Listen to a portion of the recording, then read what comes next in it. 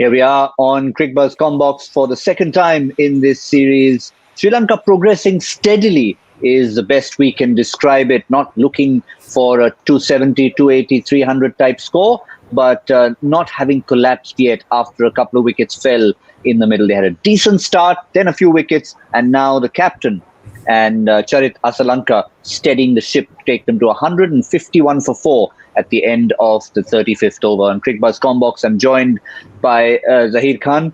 Zaheer, it's been that sort of performance from India. They've kept Sri Lanka in check, but certainly leading the way is the man who we talked about at the start in terms of Kuldeep Yadav. Absolutely. I think we did speak about how we like to see Kuldeep approach his game and the confusion and a little bit of concern over his form. It was visible from his body language as well that he's got the clarity. You at any stage in your career, have to have this thought process and analysis. The self-analysis is very important. That's what we were talking about before the start of the game, and Kuldeep has certainly shown that. So which is a great positive sign for his cricket himself, taking that confidence to the next level in his career, which we're talking about, which have been a little up and down in the last 1 year or so. So great positive sign from that regard. Sri Lanka, I felt, showed that the lack of experience in the top order. We did speak about the top guns missing for various reasons this series, some due to injury, some due to some other reasons, disciplinary action and all that.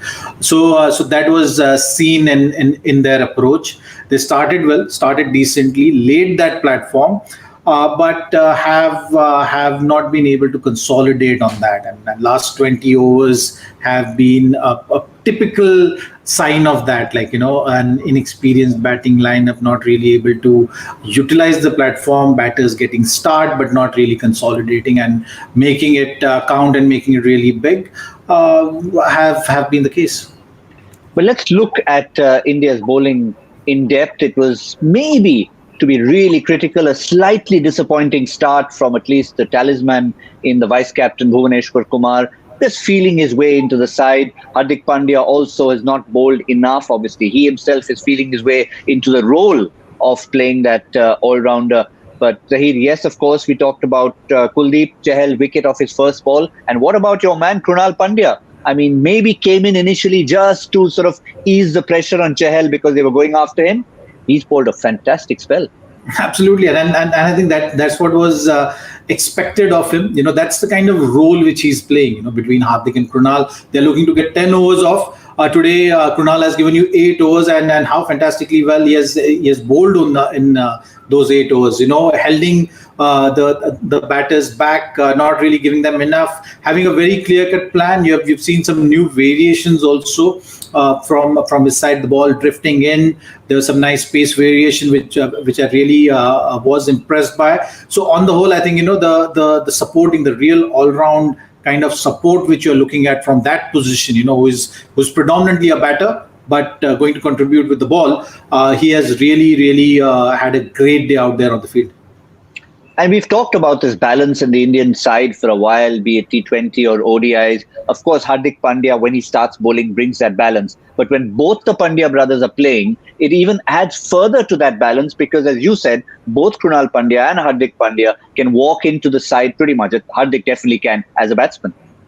Absolutely, and with Hardik, you have a fast bowling all-rounder in, and that fast bowling all-rounder really changes that balance which we often speak about. If there is help in the wicket, you ideally would like to go in with 2 spinners, and then when you have help in the wicket, you can add that spinner and still you can add that seamer, and then you have extra 4th seamer, which can really change things, change the balance of the playing 11, gives that many options to the captain to attack with. So that is something which you get. So Hardik has taken that step in the right direction. It was great to bowl those 2 overs, and especially on a wicket like this, where the hard ball, it's actually going to just help a little bit to the seamers, but predominantly it's going to be the spin-friendly wicket. The spinners are going to play a role. So that is when you see the value in just playing two seamers, having Hardik as an additional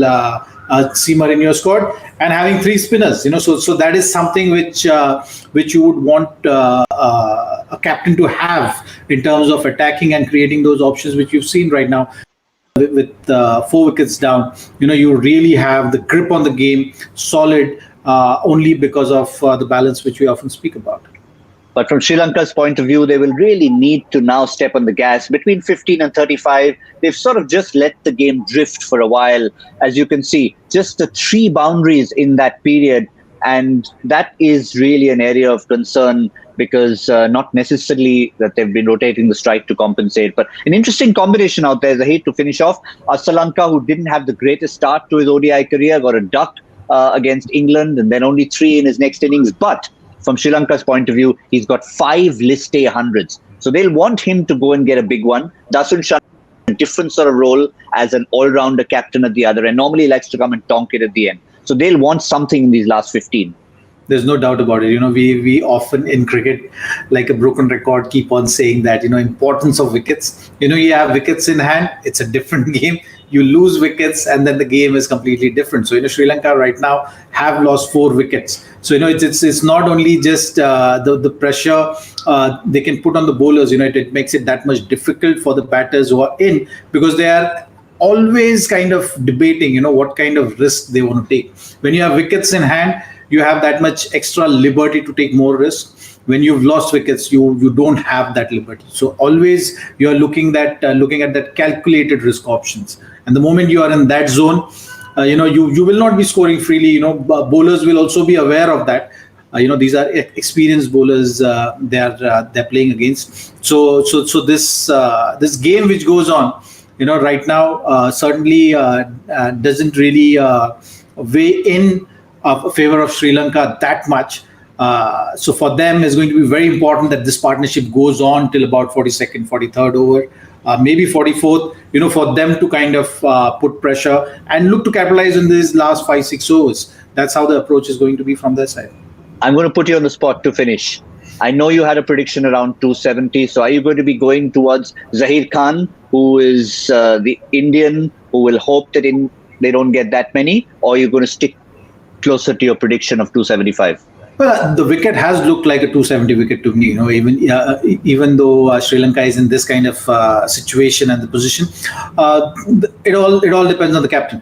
The captain is someone who is known to hit those power shots, use that power well. So from Sri Lanka's point of view, if you have to get closer to my prediction, I think Shanaka has to be there till about 46, 47th over. Maybe even throw in one Indo Hasaranga, but that's all will fodder for us to talk about on the mid-show on Cricbuzz Live that will come in approximately 13 and a half hours time. We'll see you then in the company of Zaheer Khan and Harsha Bhogle from Cricbuzz Comm Box. That's all we have.